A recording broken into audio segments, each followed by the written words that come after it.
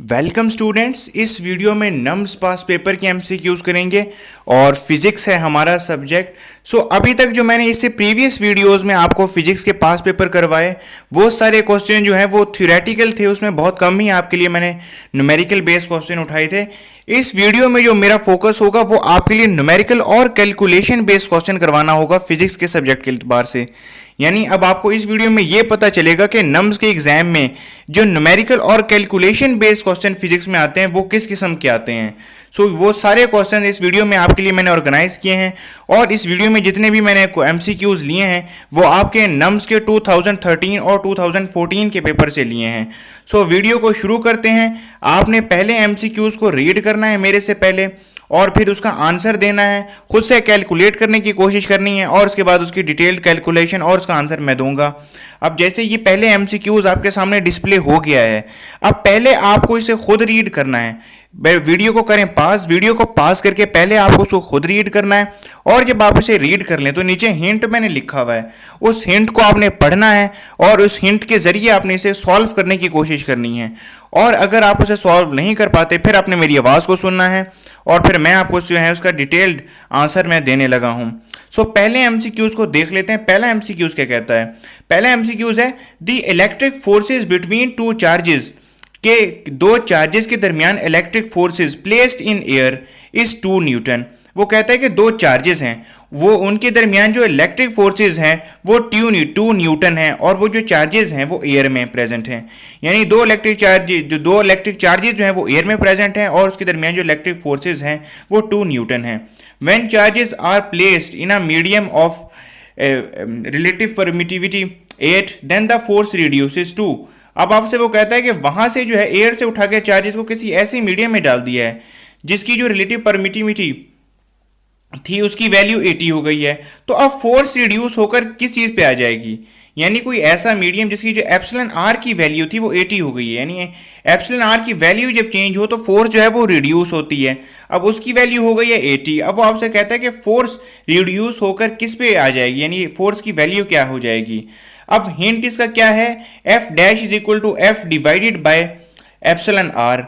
पहले आपको सबसे पहले आपने एफ को फोर्स जो है यहाँ पर 2 न्यूटन दी गई है, इसको आपने एप्सिलॉन आर से डिवाइड करना है और फोर्स आ जाएगी। जल्दी से पहले खुद कैलकुलेट करें और फिर इसका डिटेल्ड आंसर आपके सामने डिस्प्ले होने जा रहा है और ये है इसका डिटेल्ड आंसर। वहाँ पर आपसे कह रहा था कि पहले एयर में थी और फिर आपने जो है वो एक ऐसे मीडियम में जिसमें एप्सिलॉन आर की वैल्यू 80 है, आपने उसमें उसकी जो है वो फोर्स को करना था कैलकुलेट। एफ डैश को करना था calculate. F dash is equal to F divided by epsilon r. F है 2 न्यूटन, एप्सिलॉन आर है 18 और जब आपने इसको डिवाइड किया तो 2 पहले 80 से डिवाइड होगा, 2 की जगह 1 बच जाएगा, 80 हाफ होकर 40 बच जाएगा। अब यहाँ से आपने थोड़ा सा देखना है कि 1/4 0.25 होता है। एक जीरो डिवीजन में है तो एक जीरो आपने 0.225 से पहले लगा देना है, तो इसका क्विकली आंसर 0.025 आंसर आ जाएगा। अब आप प्रीवियस एमसीक्यूज पे जाएं और देख लें कि करेक्ट आंसर कौन सा है। यहाँ मैंने आपको डिटेल से जो है वो इसको कैलकुलेशन करके दिखा दी है। अब चलते हैं नेक्स्ट एमसीक्यूज पे और नेक्स्ट एमसीक्यूज की स्टेटमेंट पहले आपने फिर से खुद पढ़नी है और फिर मैं इसका आंसर आपको बताऊंगा। आपने मेरी आवाज़ का मुंतज़िर नहीं रहना है, आपने सबसे पहले खुद स्टेटमेंट पढ़कर अपना आंसर लॉक और पूरी कोशिश करनी है पहले खुद से सॉल्व करने की, क्योंकि एग्जाम सेंटर में आपके साथ मैं नहीं जाऊंगा सॉल्व करवाने, वहाँ पर आपको खुद ही रीड और खुद ही सॉल्व करना होगा। क्वेश्चन है इलेक्ट्रिक चार्ज, क्यू मतलब charge, electric charge of 100 microcoulomb is 13 centimetre apart from another charge. वो कहता है एक इलेक्ट्रिक चार्ज है जिसकी चार्ज की वैल्यू वो दी हुई है 100 माइक्रोकूलम है, उसका जो एक और चार्ज है उसका दूसरे से डिस्टेंस जो है वो 13 सेंटीमीटर है। अब दूसरे चार्ज की वैल्यू भी उसने दी हुई है 16.3 माइक्रोकूलम। दो चार्जेस हैं उनके दरमियान का डिस्टेंस है 13 सेंटीमीटर। एक चार्ज Q1 की अगर हम मान लें तो उसकी वैल्यू है 100 माइक्रोकूलम और जो दूसरा चार्ज Q2 मान लें तो उसकी चार्ज की वैल्यू है 16.3 माइक्रोकूलम। अब वो आपसे क्या पूछता है? वो कहता है the force between them in newton will be. आपसे वो बात करता है कि दो चार्जेस हैं, दो चार्जेस होगा या उनके दरमियान 13 सेंटीमीटर का डिस्टेंस है और दोनों की आपको मैग्नीट्यूड भी बताई हुई है। वो कहता है अब इनके दरमियान जो है वो फोर्स न्यूटन में क्या होगी। तो जब भी वो आपसे चार्जेस के दरमियान फोर्स की बात करेगा, इस ये बात आपने याद रख लेनी है कि जब भी कोई दो चार्जेस के दरमियान फोर्स की बात करे तो आपने हमेशा कोलम ला लगाना है। यहाँ पर हिंट में आपके लिए कोलम ला लिखा हुआ है। सो जब भी आपसे वो किसी दो चार्जेस के दरमियान फोर्स की बात करें तो कोलम ला लगाना है, और कोलम ला के जरिए आप रेडियस भी कैलकुलेट करते हैं, ये भी आपने याद रखना है। तो आपने यहाँ पर कोलम ला लगाया, F इज इक्वल टू के Q1 Q2 divided by r square. अब बाकी ये काम आपको खुद करना है। K की वैल्यू होती है 9 मल्टीप्लाई बाय 10 की पावर 9, और बाकी जो है Q1 Q2 की वैल्यू आपने इसमें पुट करनी है, डिवाइडेड बाय, अब यहाँ पर रेडियस आपको दिया हुआ नहीं है तो रेडियस जो है आपको 13 सेंटीमीटर दिया हुआ है, रेडियस 13 सेंटीमीटर है। अब आपने इसको मीटर में कन्वर्ट करना है। सो आपको क्या करना होगा, 100 से डिवाइड कर देना होगा, 0.13 बन जाएगा। इसका स्केयर ले लेना है, इसका स्केयर लेकर आपने सबको डिवाइड कर देना है, तो इसका करेक्ट आंसर बन जाएगा C 900।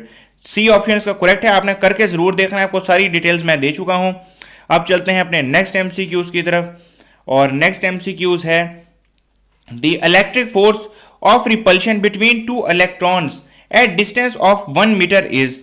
आपसे पूछता है कि इलेक्ट्रिक फोर्स ऑफ रिपल्शन। एक बात याद रखें कि मैंने आपको पहले भी बता चुका है कि दो चार्ज पार्टिकल्स के दरमियान कोई भी फोर्स आपसे कहे, चाहे वो फोर्स ऑफ रिपल्शन हो चाहे वो फोर्स ऑफ अट्रैक्शन हो, तो आपने याद रखना है कि वहां पे जो है वो कोलम ला लगेगा। अब यहां पर वो क्या कहता है, the electric force of repulsion between two electrons at distance of 1 metre is. आपसे वो ये पूछता है कि इलेक्ट्रिक फोर्स जो रिपल्शन है दो इलेक्ट्रॉन्स के दरमियान, जो कि एक मीटर के डिस्टेंस के फासले पड़े हैं, वो कितनी है। अब कई बार जो है वो क्या पूछ आपसे को कई बार आपके साथ क्या किया जाता है कि आपको एक MCQs में एक्स्ट्रा इन्फॉर्मेशन दे दी जाती है जो बाज़-औक़ात नहीं अप्लाई होती, लेकिन कभी कभी आपको जो है वो MCQs में ऐसा लग रहा होता है कि कोलम ला की अगर हम बात करें तो Q1 Q2 आप किनको लेंगे, चले रेडियस तो दिया हुआ है। सो इस तरह के भी MCQs आपसे पूछ लिए जाते हैं। इसमें आपने परेशान नहीं होना। स्टेटमेंट में को आपने गौर से पढ़ना है। स्टेटमेंट में वो क्या कह रहा है, स्टेटमेंट वो ये कह रहा है कि इलेक्ट्रिक फोर्स ऑफ रिपल्शन आपने बतानी है दो इलेक्ट्रॉन्स के दरमियान जिनका डिस्टेंस है 1 मीटर। अब आपको मैंने पहले बता चुका हूँ कि जब भी आपसे कोई है फोर्स पूछ लिया जाए दो चार्ज पार्टिकल दरमियान, तो आपने लगाना है कोलम ला। अब यहाँ पर जो है वो दो इलेक्ट्रॉन्स हैं। अब दो इलेक्ट्रॉन्स हैं, जाहिर सी बात है कि जो इलेक्ट्रॉन पे चार्ज होता है वही उन दोनों पे चार्ज होगा। यानी अगर Q1 Q2 की बात करें आप, तो Q1 और Q2 दोनों पर वो चार्ज होगा जो चार्ज इलेक्ट्रॉन पे होता है, क्योंकि उसने आपसे स्टेटमेंट में इलेक्ट्रॉन की बात की है। सो पहले अब आपको इसको खुद से सॉल्व करना है। आपको सारी इंफॉर्मेशन तो मैं दे चुका हूँ। F इज इक्वल टू लगाएं K Q1 Q2 divided by r square. K की वैल्यू आपको पहले भी बता चुका हूँ, फिर भी बता रहा हूँ कि K की वैल्यू होती है 9 10 की पावर 9, और इसके बाद दो जो हैं वो इलेक्ट्रॉन, उनका चार्ज भी आपको बता देता हूँ 1.6 मल्टीप्लाई बाय 10 की पावर 9, और रेडियस आपको 1 मीटर दिया हुआ है। इससे आपने करना है सॉल्व, तो आपके पास जो करेक्ट आंसर है वो C आ जाएगा। अभी आगे मैं इसको डिटेल आंसर भी आपको करके दिखाऊंगा, आपने टेंशन नहीं लेनी, मगर आपसे इतना ज़रूर कहूँगा कि आप इसे एक दफ़ा खुद रजिस्टर पे सॉल्व करें और इसे कैलकुलेटर के बगैर सॉल्व करने की जो है वो आदत डालें। इस तरह के MCQ जो नम्स में अक्सर पूछ लिए जाते हैं, और इसमें आप जो बंदा उस वक्त कर रहा होता है वो कहता है कि इसमें जो है वो चार्ज नहीं दिया हुआ, ये वो उसके माइंड में आता है और वो सही से कर नहीं पाता। तो इसकी प्रैक्टिस आपको पहले से कर लेनी है। यहाँ पर अगर आपको अगर प्रोटॉन दे दिया जाता तो फिर आपने प्रोटॉन्स पे चार्ज करना था, और अगर आपको कोई और पार्टिकल दे दिया जाता तो आपने फिर उस पर चार्ज के वाले से बात करनी थी। अगर यहाँ पर न्यूट्रॉन दे दिया जाता तो फिर इसका आंसर नन होता, क्योंकि न्यूट्रॉन्स पर जो है वो कोई भी चार्ज नहीं होता। ये बात आपने याद रख लेनी है। कई बार न्यूट्रॉन्स के हवाले से भी दे दिया जाता है तो बच्चे उसमें भी कैलकुलेशन में लगे होते हैं, न्यूट्रॉन पर कोई चार्ज नहीं होता। सो अब चलते हैं इसकी डिटेल्ड कैलकुलेशन की तरफ। इसकी डिटेल्ड कैलकुलेशन आपको सामने है कि F is equal to K Q1 Q2 over r square. अब मैंने आपको बताया था कि वहाँ पे जो है वो चार्जेस इलेक्ट्रॉन लिए हुए हैं। सो Q1 भी E होगा, इन इलेक्ट्रॉन का चार्ज होगा, और Q2 भी E होगा, इन इलेक्ट्रॉन का चार्ज होगा। अब Q1 Q2 जब दोनों इलेक्ट्रॉन के चार्ज हैं तो यहाँ Q1 Q2 दोनों की जगह E आ जाएगा। अब जब दोनों हैं E मल्टीप्लाई बाई E, तो E का स्केयर आ जाएगा। अब आपके पास जो फार्मूला बनेगा वो कुछ ऐसा होगा, F is equal to K E का square divided by R square. ये R2 गलती से लिखा गया, ये R का स्केयर है। F is equal to K E square divided by R square. अब आपने वैल्यू को करना है put. F is equal to K की वैल्यू होती है 9 मल्टीप्लाई बाय 10 की पावर 9, और यहाँ पर E की वैल्यू होती है 1.6 मल्टीप्लाई बाय 10 की पावर -9। पहले E का ले लेना है स्केयर, स्केयर लेने के बाद इसको करना है F K की वैल्यू से मल्टीप्लाई, जो है कि है 9 मल्टीप्लाई बाय 10 की पावर 9, और फिर इन सबको डिवाइड कर देना है रेडियस पे। रेडियस वहाँ पर उसने 1 दिया था, 1 का स्केयर लें तो 1 ही होता है, इसलिए मैंने यहाँ पर सिंपली 1 लिख दिया। जब आप इस सबको सॉल्व कर लेंगे तो आपके पास F की वैल्यू आ जाएगी 2.3 10 की पावर -28। आपके सामने काफ़ी डिटेल्ड कैलकुलेशन मैंने सामने रख दी। तो अब ये नया एमसीक्यूज आपके लिए है। ये स्टेटमेंट में आपको बेसिकली कुछ भी न्यूमेरिकली नजर नहीं आ रहा, तो आप ये जरूर सोचेंगे कि सर ने ये क्या कर दिया, सर तो न्यूमेरिकल यहाँ पे करवा रहे थे, सर ने तो थ्योरेटिकल एमसीक्यूज दे दिया। सो इस तरह के थ्योरेटिकल एमसीक्यूज का कंसेप्ट भी फार्मूलों के अंदर होता है। सो आपने इन एमसीक्यूज को भी जो है अच्छे से सॉल्व करना है। पहले आप इस तरह सोचें इसका आंसर क्या होगा और फिर मैं इसका आंसर आपको बताता हूँ। तो अब एमसीक्यूज में वो कहता क्या है, आपने उम्मीद है कि वीडियो को पास करके पहले अपना आंसर जरूर निकालने की कोशिश की होगी। The electric intensity at infinite distance from the point is, आपसे वो इलेक्ट्रिक इंटेंसिटी पूछता है infinite distance from the point is. आपने यहाँ पर कोलम लॉ का इस्तेमाल कर लेना है, कोई बात नहीं है। कोलम लॉ में आपने एक बात याद रखनी है कि यहाँ पे इलेक्ट्रिक इंटेंसिटी जो है वो कोलम लॉ डायरेक्टली नहीं बताता, तो उसके लिए कोलम लॉ की तरह का एक फार्मूला है, वहां पर एफ की जगह आ जाएगा E is equal to K Q square over are. दोबारा बता रहा हूं, ई जो है इलेक्ट्रिक इंटेंसिटी को वो डिनोट करता है और E is equal to K Q square divided by r radius. अब यहां पर K को आपने मजीद एक्सपेंड करना है, तो K की वैल्यू हो जाएगी 1/4 एप्सिलॉन। अब यहां पर आपसे वो कह रहा है कि यहाँ क्या चीज, डिस्टेंस जो है वो पॉइंट से लेके इन्फिनिटी है। अगर आप डिस्टेंस में इन्फिनिटी डाल देंगे तो समथिंग ओवर इन्फिनिटी जीरो के इक्वल होती है। अब देखा है यहाँ से जो है कैसे आपको थ्योरेटिकल एमसीक्यूज था और उसका जो है वो कंसेप्ट एक न्यूमेरिकल की तरह का ही था, फार्मूले में था कि डिस्टेंस आपको इन्फिनिटी दिया हुआ है। अगर आप इस फार्मूले में डिस्टेंस की जगह चाहे बेशक आप ये कोलम लॉ के फार्मूले में भी आर की जगह इन्फिनिटी डाल दें तो समथिंग ओवर इन्फिनिटी जीरो के इक्वल होता है। सो यहाँ पर करेक्ट आंसर हो जाएगा जीरो। सो सी ऑप्शन जो है वो यहाँ पर करेक्ट होगा कि इलेक्ट्रिक इंटेंसिटी किसी भी जो है वो पॉइंट से इन्फिनिटी की डिस्टेंस पे जीरो होती है। अब ज़ाहिर है जब उसे इन्फिनिटी पे ले गए तो इंटेंसिटी तो आप तक कोई नहीं पहुंचेगी, तो जीरो होगी इंटेंसिटी। तो अब ये एक बहुत इंपॉर्टेंट क्वेश्चन है और इस पे जो है वो अच्छे अच्छे बच्चे भी कंफ्यूज हो जाते हैं। एक बात तो है कि अगर आप नम्स का एग्जाम दे रहे हैं तो आपकी मैथ जो है वो बहुत ही कमज़ोर होगी।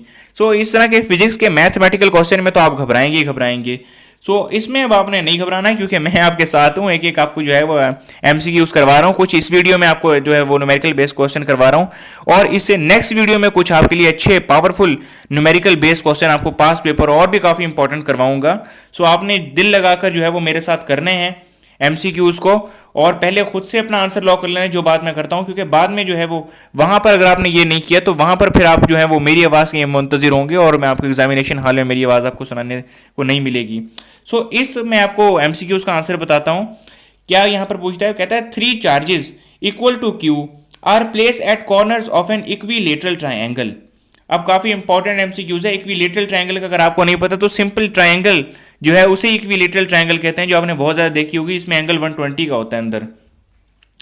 अगर आप एक इक्विलेटरल ट्राइंगल में जो है वो 3 कोने होते हैं और अगर वहाँ पर अगर एक क्यू यानी 3 इक्वल अमाउंट में चार्जेस एक एक कोने पर आप रख दें तो जो है वो आपसे क्या पूछता है, if force between the 2 corners is F. फिर वो आपसे कहता है कि अगर आपने इक्विलेटरल ट्राइंगल के एक एक कोने पर एक एक चार्ज रख दिया तो किसी 2 कॉर्नर के दरमियान जो फोर्स होगी वो एफ होगी। The net force F on triangle will be, most important चीज आपसे पूछता है कि 2 कोनों के दरमियान तो एफ है भैया, तो ये बताएं कि नेट फोर्स ट्राइंगल में कितनी होगी। यानी एक ट्राइंगल आपने बनाई, उसमें 3 कोने हैं, एक एक कोने पर आपने एक चार्ज क्यू रख दिया और जो 2 कोने हैं उनमें जो फोर्स है वो है एफ और जो नेट फोर्स है ट्राइंगल पे वो कितनी होगी। आपने एक बात याद रखनी है कि ट्राइंगल जो है वो एक क्लोज सरफेस है। आप मानते हो कि क्लोज है, एक क्लोज फिगर है ट्राइंगल। तो क्लोज फिगर में जैसा कि आप जानते हैं कि नेट फोर्स जो है वो हमेशा जीरो होती है। ये बात आप याद रखें, चाहे आपसे ट्रायंगल पूछ लिया जाए, चाहे आपसे सर्कल की बात की जाए, चाहे आपसे क्वाड्रिलेटरल की बात की जाए, चाहे आपसे रेक्टेंगल की बात की जाए, inside every closed figure the net force would be zero. अगर उसके 2 कॉर्नर्स के दरमियान फोर्स एफ है तो उसकी जो तीसरा कॉर्नर है उसकी जो फोर्स होगी वो भी एफ ही होगी और वो उसके ऑपोजिट होगी। सो नेट फोर्स जो ट्रायंगल पे होगी वो जीरो होगी। आपको मैंने आंसर बता दिया, तो उसका करेक्ट ऑप्शन डी हो जाएगा, जीरो। चलते हैं अपने नेक्स्ट एमसीक्यूज की तरफ। तो मुझे उम्मीद है काफ़ी आप मज़ा आ रहा होगा आपको वीडियो में, काफ़ी आपके लिए इंपॉर्टेंट मैंने क्वेश्चन जो है पास पेपर से रखे हैं। सो इस तरह आपको जो है वो प्रीवियस वीडियोस भी, इससे पहले मैं 2-3 वीडियो बना चुका हूं, वो अगर आपने नहीं देखी तो आपको चैनल की प्लेलिस्ट नम्स पास पेपर में मिल जाएगी, उनको भी देख के आपने बेनिफिट उठाना है। और इस तरह की और भी वीडियोस आगे आती रहेंगी तो आपने उनसे भी काफ़ी बेनिफिट उठाना है। ये वीडियोस आपकी नम्स की प्रिपरेशन के लिए काफ़ी इंपॉर्टेंट, काफ़ी हेल्पफुल साबित होंगी। अब ये एमसीक्यूज आपसे क्या कहता है, ये आपसे कहता है कि the mass of a body is 5.6 kg। एक बॉडी है उसका मास है 5.6 kg। अब क्या हो गया उसको, energy possess by the body will be, आपसे पूछता है कि एक कोई भी बॉडी है उसका मास है 5.6 kg, तो उस बॉडी के अंदर एनर्जी कितनी होगी। यानी अगर मैं आपसे कहूं कि एक बॉल है उसका मास है 5.6 kg, तो कि उसके अंदर कितनी एनर्जी होगी। अब आपको पता है कि मास और एनर्जी आपस में इंटर कन्वर्टेड है, तो अगर आप उसे एनर्जी में इंटर कन्वर्ट करो तो कितनी एनर्जी आपको ऑब्टेन होगी। सो इसको कैलकुलेट करने के लिए आपके पास सिंपली आइंस्टाइन इक्वेशन की आप सहारा लेते हैं। आइंस्टाइन इक्वेशन क्या है, आइंस्टाइन इक्वेशन है E is equal to m c square. अब यहां से आप डाल के चेक कर सकते हैं, अब ये टोटली आपने खुद सॉल्व करना है। एनर्जी E है इज इक्वल टू एम आपको 5.6 kg दिया हुआ है, और C का यहां पर मतलब है speed of light. Speed of light होती है 3 मल्टीप्लाई बाय 10 की पावर 8। अब आपने उसका स्केयर ले लेना है तो आ जाएगा 9 मल्टीप्लाई बाय 10 की पावर 18। अब आपने 5.6 से 9 को मल्टीप्लाई कर देना है। आप 5.6 को 9 से मल्टीप्लाई करेंगे तो आपके पास जो है वो आंसर 50.4 आ जाएगा, और 10 की पावर 8 यूं ही की यूं ही आ जाएगी। सो इसका करेक्ट ऑप्शन जो है वो अल्फा ए ऑप्शन करेक्ट हो जाएगा, 50.4 10 की पावर 18 10 की पावर 18 करेक्ट आंसर मैं आपको बता दिया। खुद से कैलकुलेट जरूर कीजिएगा, अल्फा ए ऑप्शन करेक्ट है, खुद से आपने जरूर उसको ट्राई करना है। अब यहाँ पर एक और इंपॉर्टेंट क्वेश्चन जो है, ये थोड़ी सी डायग्रामेटिकल बेस्ड क्वेश्चन है। सो इस किस्म के क्वेश्चन भी नम्स में पूछ लिए जाते हैं। आपने अपनी जो है वो डायग्राम को शॉर्ट करना है। और आपको मैं एक और बात इंपॉर्टेंट बता दूं कि जो आपके सर्किटल लॉ हैं, जैसे कि वो हो गया आपसे व्हीटस्टोन ब्रिज हो गया, व्हीटस्टोन ब्रिज जो है वो नम्स के कोर्स में नहीं है, तो यहाँ से जो है वो मुश्किल क्वेश्चन आएंगे। हाँ, जबकि जो रेजिस्टेंस है उसकी पैरेलल और सीरीज में अरेंजमेंट आपके कोर्स में है, तो वहाँ से मोस्ट वो है कि एक्सपेक्टेड है कि वहाँ से क्वेश्चन आ जाए। तो वहीं से ये आपके लिए एक डायग्रामेटिकल बेस्ड क्वेश्चन लिया है, जो आपके नम्स के कोर्स में भी आ चुका है और ये ई कैट के पेपर में भी आ चुका है। इस बात का अपने इंपॉर्टेंस को नहीं भुलाना कि ये ई कैट के पेपर में भी आ चुका है। सो क्वेश्चन क्या कहता है, अब आपको गंदी सी एक डायग्राम दिखाई हुई है क्वेश्चन में, और क्वेश्चन में कहता है what is the equivalent resistance across any two terminals. आपको गंदी सी डायग्राम दिखा के वो पूछता है कि किसी भी दो टर्मिनल के दरमियान आप जो है वो इक्विवेलेंट रेजिस्टेंस बता दें। सो क्या हो सकती है इक्विवेलेंट रेजिस्टेंस, और कौन सा फार्मूला लगाएंगे आप इसके ऊपर। इससे पहले इसका मैं आपको पहले आपने खुद ट्राई कर लेना है, नहीं एम के एड तो पढ़ी है, उसमें भी ये कोर्स था। और इसका करेक्ट आंसर आपको बताता हूँ, करेक्ट आंसर है इसका 2/3। अब कैसे करना है आपने, पहले जो है वो सिंपली आपने 2 को प्लस करके इसकी जो है किसी दो टर्मिनल की इक्विवेलेंट रेजिस्टेंस निकाल लेनी है, तो 1 + 1 2 आ जाएगी। अब जो तीसरी रेजिस्टेंस है, बल्कि पहले मैं आपको उसका डिटेल से इसके आंसर आपको नीचे डिस्प्ले कर देता हूँ, यहाँ पर आपको मैं भी समझ ना आए। सो अब डिटेल से इसका आंसर डिस्प्ले करने जा रहा हूँ। ये इसके डिटेल से आंसर है कि पहले आपने R' को कैलकुलेट करना है। R' को आप कैसे कैलकुलेट करेंगे कि पहले डायरेक्टली दोनों को प्लस कर देंगे, 1 + 1 2 आ जाएगा। अब जो है वो तीसरी R3 को आपने यूज में लाना है, और इस 2 की जो है वो इक्विवेलेंट रेजिस्टेंस पैरेलल में उसके साथ कैलकुलेट करनी है। अब ये आप कैसे कैलकुलेट करेंगे, सो यहाँ पर आपको जो फार्मूला है वहाँ पर तो आपने डायरेक्ट प्लस कर दिया, यहाँ पर आपको 1/, करके निकालना पड़ेगा। 1/, equivalent resistance is equal to R' और R3, इन सबको प्लस कर देना है। अब नीचे R' है, R' की वैल्यू भी आपने निकाली है, 1/2 आ जाएगी। और R3 आप जानते हैं कि R3 की वैल्यू जो है वो 1/1 है कि नहीं। सिंपली अब आपने इसे सॉल्व करना है। अब तो जो है वो 2 क्लास की मैथमेटिक्स शुरू हो गई है इसमें। सो अगर आप इसे सॉल्व करेंगे तो नीचे क्या आ जाएगा, नीचे 2 आ जाएगा और ऊपर 3 आ जाएगा, है ऐसा नहीं है। तो आपके पास आंसर आ जाएगा 3/2। मगर याद रखें कि इक्विवेलेंट रेजिस्टेंस जो है वो रेसिप्रोकल में है। यहाँ पर 3/2 उसका करेक्ट आंसर नहीं है, क्योंकि आपने जो है रेसिप्रोकल नहीं निकालना। आप रेसिप्रोकल को उल्टेंगे तो ये वैल्यू भी उलट जाएगी और उसका करेक्ट आंसर हो जाएगा 2/3। ये वैल्यू रेसिप्रोकल में, इसको उलट दें तो उसका करेक्ट आंसर हो जाएगा 2/3। सो एक इंपॉर्टेंट बात भी आपसे करनी थी कि जैसे आपने ये एमसीक्यूज देखे, तो इससे पहले जो है मैं एक एमसीक्यूज की सॉल्यूशन पे वीडियो बना चुका हूँ, जिसमें मैंने आपको जो है वो फिजिक्स में कैसे आपने एमसीक्यूज को सॉल्व करने हैं, और नम्स और जो है वो एमडी कैट या इस तरह की एंट्री टेस्ट में कैसे जो है वो एमसीक्यूज को आपने सॉल्व करना है, इस पर भी मैंने एक वीडियो बनाई हुई है। और इसमें मैंने काफ़ी आपको इंपॉर्टेंट इन्फॉर्मेशन और ट्रिक्स एंड टेक्निक्स के साथ बताया हुआ है कि आपने एमसीक्यूज को सॉल्व कैसे करना है। उस वीडियो को देखने के बाद आप इतने जो है वो कॉन्फिडेंट हो जाएंगे कि चंद एक एमसीक्यूज तो ऐसे होंगे इसका आप देखते ही आंसर लगा देंगे। उस वीडियो को आपने ज़रूर देखना है, उसका लिंक मैंने डिस्क्रिप्शन बॉक्स में आपके लिए प्रोवाइड कर दिया है। अभी के लिए इतने ही एमसीक्यूज ही, क्योंकि जो टाइमिंग काफ़ी वीडियो की ओवर हो गई है। इससे नेक्स्ट पार्ट में इंशाल्लाह और आपके लिए कैलकुलेशन बेस्ड क्वेश्चन लाऊंगा मैं। So thanks for watching the video. अगर वीडियो पसंद आई हो तो इतनी मेहनत की है यार, आपके लिए एक लाइक का बटन जरूर लाइक करके जाना वीडियो को। और वीडियो को लाइक किया तो जो आपको नॉलेज तो अपने दोस्तों के साथ बांटना ही है, वीडियो को शेयर अपने दोस्तों के साथ ज़रूर करना है। और जो है चैनल को अगर आपने सब्सक्राइब नहीं किया तो वीडियोस के लिए ऐसे सब्सक्राइब कर लें चैनल को। मैं गुड बाय कहता हूँ आपको। God bless you all, thank you so much, thanks a lot.